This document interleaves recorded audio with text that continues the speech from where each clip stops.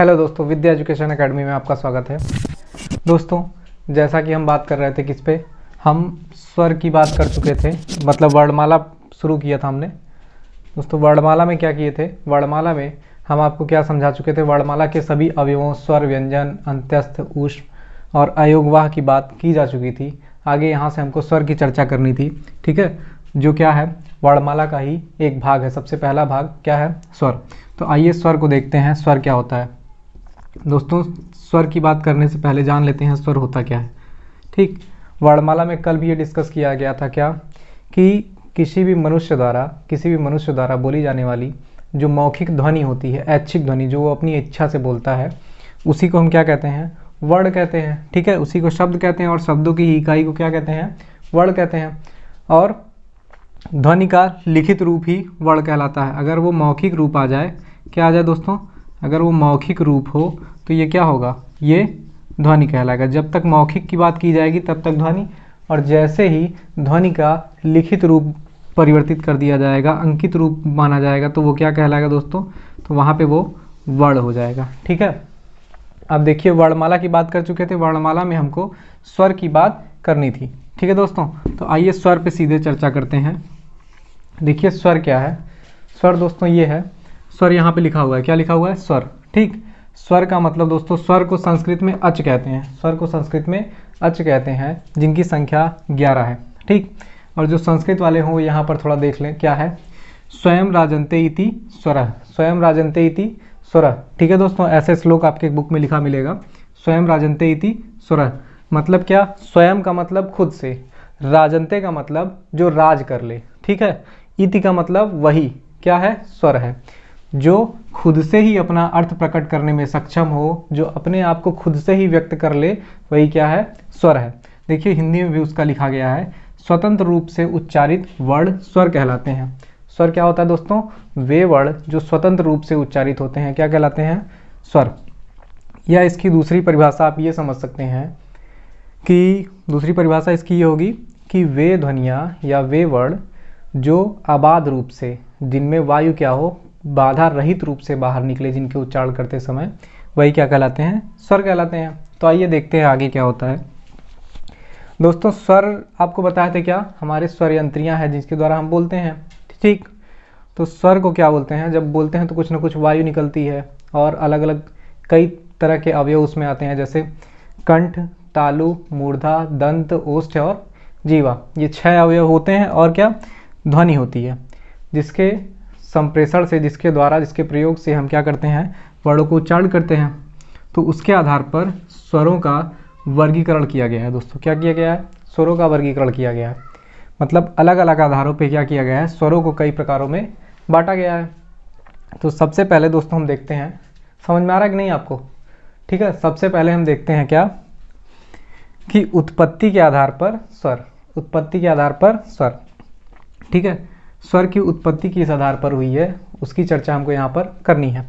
ठीक, तो सबसे पहला क्या है, मूल स्वर, और दूसरा क्या, संधि स्वर। 2 भागों में इसको बांटा गया है, 2 भागों में इसको बांटा गया है। दोस्तों, स्वर क्या होते हैं, स्वर 11 प्रकार, स्वर कितने होते हैं, 11, ये पहले ही बता दिया गया है। तो 11 स्वरों में 4 मूल स्वर होते हैं। आइए दोस्तों थोड़ा सा मूल स्वर पे चर्चा कर लेते हैं कि मूल स्वर क्या होते हैं। देखिए मूल शब्द पे पहले थोड़ा चर्चा करते हैं। मूल का मतलब क्या, मूल का मतलब वह रूप जिसको उससे ज़्यादा खंडित न किया जा सके। क्या न किया जा सके, खंडन नहीं होगा इससे ज़्यादा।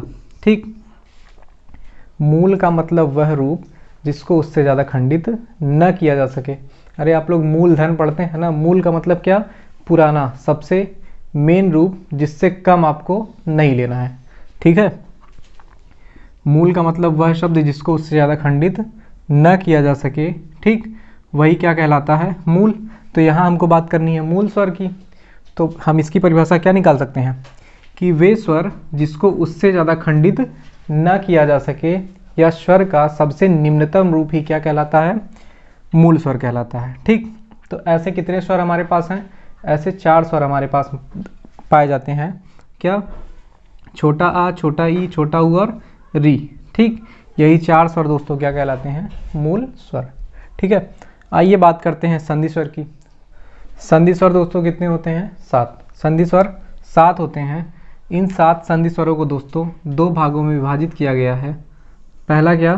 दीर्घ संधि स्वर या सजातीय स्वर जो 3 होते हैं। दूसरा संयुक्त संधि स्वर या विजातीय जो 4 होते हैं। ठीक है दोस्तों, आइए इन पर थोड़ी चर्चा कर लेते हैं, इन पर चर्चा करते हैं। देखिए क्या था, संयुक्त संधि स्वर या दीर्घ संधि स्वर। ठीक, 2 थे हमारे पास। तो पहले चर्चा करते हैं दीर्घ संधि स्वर पर। ठीक, क्या है? दीर्घ संधि स्वर। ठीक है दोस्तों, दीर्घ संधि स्वर या सजातीय, दीर्घ संधि स्वर या सजातीय, इसको क्या कहा गया? सजातीय। सजातीय को दोस्तों थोड़ा और तोड़ते हैं। ठीक, क्या करते हैं? थोड़ा तोड़ते हैं तो देखिए क्या मिलता है। स का मतलब समान और जाति का मतलब क्या? जाति, जातीय। ठीक है, समान जातीय। ठीक है दोस्तों, तो समान जातीय का मतलब क्या? एक जाति वाले। ठीक है, एक जाति वाले मतलब एक ही जाति से, एक ही वर्ण से मिलकर अगर कोई नया वर्ण बनेगा तो उसको किस में रखेंगे दोस्तों? सजातीय स्वर में या दीर्घ संधि स्वर में। दोस्तों इसका बहुत काम आपको संधि पढ़ाने में आएगा। जब आप दीर्घ संधि पढ़ेंगे तो इसी का काम आपको लगने वाला है, तो इसको ढंग से समझिएगा। जब एक ही वर्ण के 2 अवयव मिलकर एक ही वर्ण दुगना होकर क्या बनाए? नए वर्ण का निर्माण करे, तो उसको हम क्या कहेंगे? सजातीय या दीर्घ संधि स्वर। ठीक, ठीक है दोस्तों, देखिए क्या है, अ और अ मिलके क्या बनाए? आ बनाया है। ई और ई मिलके बड़ी ई बनाया है। उ और उ मिलके क्या बनाया? बड़ा उ। ठीक है दोस्तों, तो ऐसे ही यहाँ पर 3 हो चुके हैं और अगली चर्चा किस पर करनी है? संयुक्त स्वर या विजातीय स्वर जो 4 होते हैं, संयुक्त या विजातीय। ठीक है, संयुक्त का मतलब क्या? जुड़ना। संयुक्त का मतलब क्या? जुड़ना। ये भी जुड़ेंगे लेकिन क्या? अपनी जाति वाले से नहीं, अलग जाति वाले से। क्यों? इनको क्या कहा गया? विजातीय। इनको विजातीय कहा गया है। ठीक है, तो यहाँ पे देखिए और ई मिलके क्या बनाएगा? ए। और ई मिलके क्या बनाएगा? ए। ठीक, और आ उ मिलके क्या बनाएगा? ओ। आ को थोड़ा सा क्या आ जाएगा? ए है ना, ए बन गया। अब कुछ बन जाता है कोई तो क्या आ जाता है? अहंकार आ जाता है। आ ए से मिलके क्या बन गया? आए। ठीक है, और आ ओ से मिलके क्या बन गया? आओ। ठीक है, ये मिलके क्या बन गए? अपने बड़े वाले बन गए। यहाँ तक दोस्तों अगर बात क्लियर हो रही हो तो ठीक, नहीं तो क्या करना है? नहीं तो एक काम ये करना है कि इसको थोड़ा दोस्तों क्या कर लेते हैं, दीर्घ संधि या सजातीय वाले को आप क्या करेंगे? सजातीय वाले को आप क्या कर सकते हैं दोस्तों? वो मान लीजिए अरेंज मैरिज मान लीजिए। क्या मान लीजिए? Arrange marriage. ठीक, अरेंज मैरिज मान लीजिए। और विजातीय वाले को क्या मान लीजिए? विजातीय वाले को मान लीजिए लव मैरिज। ठीक, विजातीय वाले को क्या मान लीजिए? Love marriage. ठीक है दोस्तों, अरेंज मैरिज ही तो होती है जिसमें अपने अपने बिरादरी में शादी होती है कि नहीं?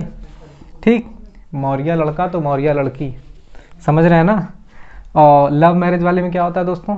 चाहे जिस बिरादरी में शादी हो जाती है, बस प्यार होना चाहिए। ठीक, तो कोई समस्या नहीं है। इसको आप इससे रिलेट कर लीजिए। दीर्घ संधि स्वर या सजातीय स्वर जो है वो अरेंज मैरिज वाले हैं, संयुक्त संधि स्वर या विजातीय स्वर जो हैं वो लव मैरिज वाले हैं। ठीक है दोस्तों, चलिए आइए अगला चर्चा करते हैं। अगला प्रकार जो हमारे पास है दोस्तों, या अगला जो आधार है विभाजन का, उसको देखते हैं। देखिए यहाँ पर लिखा गया है उच्चारण काल या मात्रा के आधार पर स्वर। उच्चारण काल या मात्रा के आधार पर स्वर। ठीक है दोस्तों, तो क्या किया गया है? स्वरों को जो दूसरे आधार पर बांटा गया है, उच्चारण काल या मात्रा के आधार पर बांटा गया है, उसमें ये है कि जब क्या हो, उच्चारण काल के आधार पर एक मात्रिक, द्विमात्रिक या त्रिमात्रिक स्वर कहे गए हैं। और क्या? और मात्रा के आधार पर क्या? उच्चारण काल के आधार पर ह्रस्व, दीर्घ और प्लुत कहे हैं। ठीक है दोस्तों, तो ह्रस्व, दीर्घ और प्लुत या एक मात्रिक, द्विमात्रिक या त्रिमात्रिक में क्या करना है? त्रिमात्रिक में ये करना है कि जैसे देखिए पहले जान लीजिए एक मात्रा काल क्या होता है। एक मात्रा काल। एक मात्रा काल किसको कहते हैं दोस्तों? एक मात्रा काल इसको कहते हैं कि एक बार पलक झपकाने में लगा समय। रुकिए लिख देते हैं। देखिए क्या, एक बार पलक झपकाने में एक बार पलक झपकाने में लगा समय, एक बार पलक झपकाने में लगा समय ही दोस्तों क्या कहलाता है, एक मात्रा काल का समय कहलाता है। ठीक है दोस्तों, अब आपको कोई समस्या यहाँ पे नहीं होनी चाहिए जब हम मात्रा काल बोलेंगे। ठीक, तो सबसे पहला देखिए हमारे पास क्या है दोस्तों, ह्रस्व स्वर या एक मात्रिक स्वर, ह्रस्व स्वर या एक मात्रिक स्वर। ठीक है दोस्तों, ह्रस्व या एक मात्रिक स्वर किसे कहते हैं, आइए देखते हैं। ह्रस्व का मतलब दोस्तों होता है छोटा, ह्रस्व का मतलब क्या होता है, छोटा। ठीक है दोस्तों, ह्रस्व का मतलब होता है छोटा। तो आइए देखते हैं ह्रस्व, ह्रस्व क्या होता है दोस्तों, वे स्वर, मूल स्वर ही, पहली बात तो जान लीजिए मूल स्वर ही क्या है, ह्रस्व स्वर हैं, जिनको आप मूल स्वर रखे थे वही क्या है, ह्रस्व स्वर हैं। तो दोस्तों ये है यहाँ पे कि वे स्वर जिनके उच्चारण में एक मात्रा का समय लगे या जिनके उच्चारण में सबसे कम समय लगे वही क्या कहलाते हैं, ह्रस्व स्वर। ठीक, एक बार फिर सुन लीजिए, वे स्वर जिनके उच्चारण में एक मात्रा का समय लगे, वे एक मात्रिक स्वर, या जिनके उच्चारण में सबसे कम समय लगे वही क्या कहलाते हैं, ह्रस्व स्वर कहलाते हैं। ठीक, तो देखिए क्या है, अ, ई, उ और री, अ, ई, उ और री, यही क्या है दोस्तों, ह्रस्व स्वर है। ठीक है, दूसरा हमारे पास क्या है, दीर्घ स्वर या द्विमात्रिक स्वर, दीर्घ स्वर या द्विमात्रिक स्वर। ठीक है दोस्तों, आइए देखते हैं दीर्घ या द्विमात्रिक स्वर क्या होते हैं, दीर्घ या द्विमात्रिक स्वर क्या होते हैं। ठीक है दोस्तों, देखिए दीर्घ स्वर या दीर्घ या द्विमात्रिक, इसको दोनों इसी को बोलते हैं, दीर्घ या द्विमात्रिक। ठीक है, दीर्घ या द्विमात्रिक। ठीक है दोस्तों, देखिए एक परिभाषा दीर्घ के आधार पर क्या होती है, ह्रस्व स्वरों के उच्चारण का दोगुना समय जिसमें लगता है उसी को क्या कहते हैं दोस्तों, उसी को दीर्घ स्वर कहते हैं। या द्विमात्रिक की परिभाषा अगर आपको बतानी हो तो वे स्वर जिनके उच्चारण में दो मात्रा काल का समय लगता है क्या कहलाते हैं, द्विमात्रिक स्वर कहलाते हैं। एक बार फिर से रिपीट कर लेते हैं कि ह्रस्व स्वरों के दोगुना समय जब लगता है, जब क्या होता है, ह्रस्व स्वरों का दोगुना समय लगता है तो उसी को दीर्घ स्वर कहते हैं।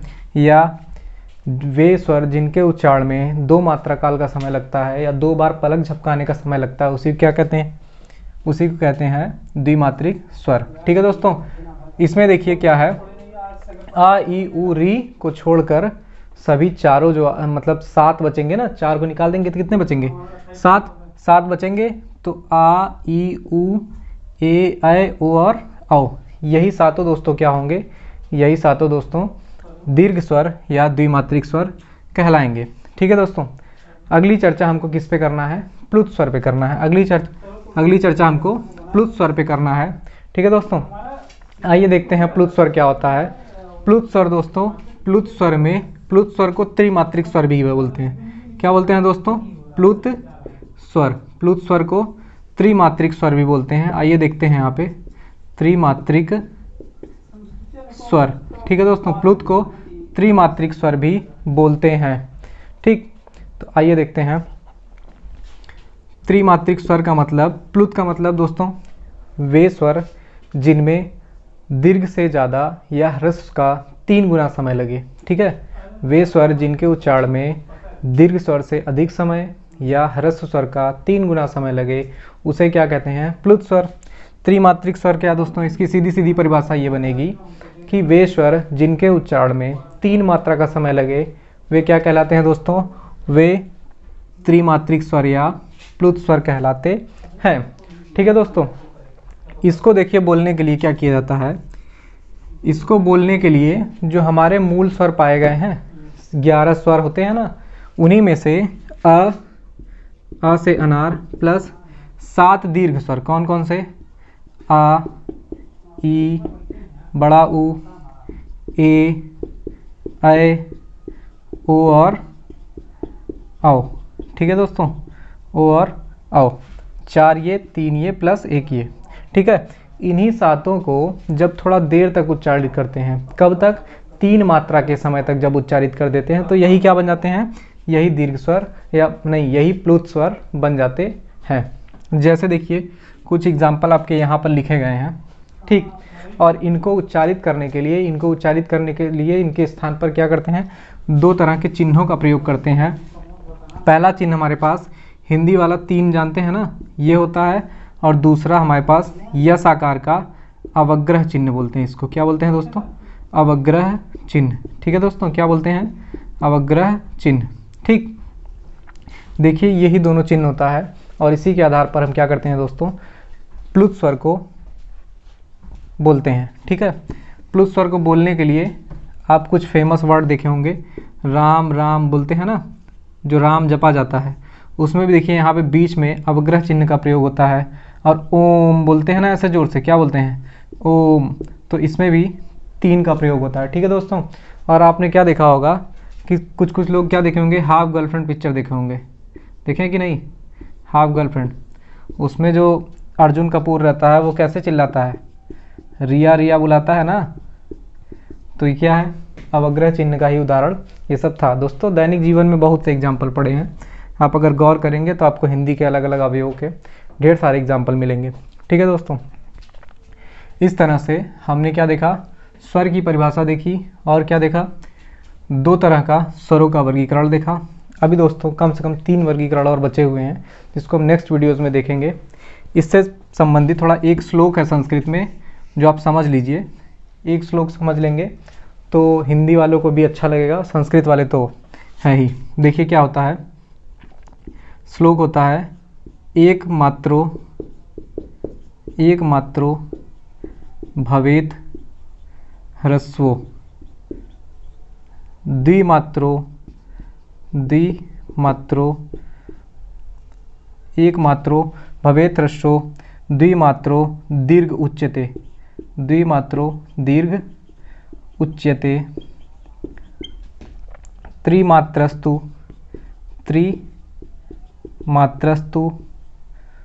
प्लुतो गेयो, त्रिमात्रस्तु प्लुतो गेयो, व्यंजनम चार्धमात्रिकम, व्यंजनम चार्धमात्रिकम, व्यंजनम चार्धमात्रिकम। देखिए दोस्तों, ये संस्कृत का श्लोक बड़ा ही खूबसूरत श्लोक है, इसमें आपको बिल्कुल परेशान होने की जरूरत नहीं है, सब कुछ इसमें मिला हुआ है। ये जो जितना वर्गीकरण आप देखे हैं सब इसमें है। दोस्तों देखिए क्या लिखा हुआ है, एक मात्रो भवेत ह्रस्वो। क्या लिखा है? एक मात्रो भवेत ह्रस्वो, मतलब एक मात्रा वाले को आप क्या जानेंगे? ह्रस्व जानेंगे। एक मात्रा वाला क्या हो जाता है? भवेत मतलब हो जाता है, क्या हो जाता है? ह्रस्व। द्विमात्रो दीर्घ उच्यते, मतलब क्या बोला गया है? द्विमात्रा वाले को, जिनमें 2 मात्रा होती है, उसको थोड़ा क्या बोलते हैं? जोर से उच्चारित करते हैं, दीर्घ उच्यते, थोड़ा देर तक उच्चारित करते हैं। त्रिमात्रस्तु प्लुतो गेयो, गेयो का मतलब दोस्तों जान लेना चाहिए, गेयो का मतलब क्या? जान लेना चाहिए। 3 मात्रा वाले को क्या जान लेना चाहिए? 3 मात्रा वाले को प्लुत जान लेना चाहिए। और दोस्तों यहाँ पर क्या लिखा है? व्यंजनम चार्धमात्रिकम। चार्धमात्रिकम का मतलब दोस्तों 4 मात्रा मत समझ लीजिएगा, 4 मात्रा का मतलब, चार्धमात्रिकम का मतलब 4 मात्रा मत समझ लीजिएगा। यहाँ पे च अलग है, च प्लस अर्धमात्रिकम लिखा हुआ है। क्या लिखा हुआ है? च प्लस अर्धमात्रिकम। ठीक है दोस्तों, क्या लिखा हुआ है? च प्लस अर्धमात्रिकम, मतलब व्यंजनों की आधी मात्रा जाननी चाहिए।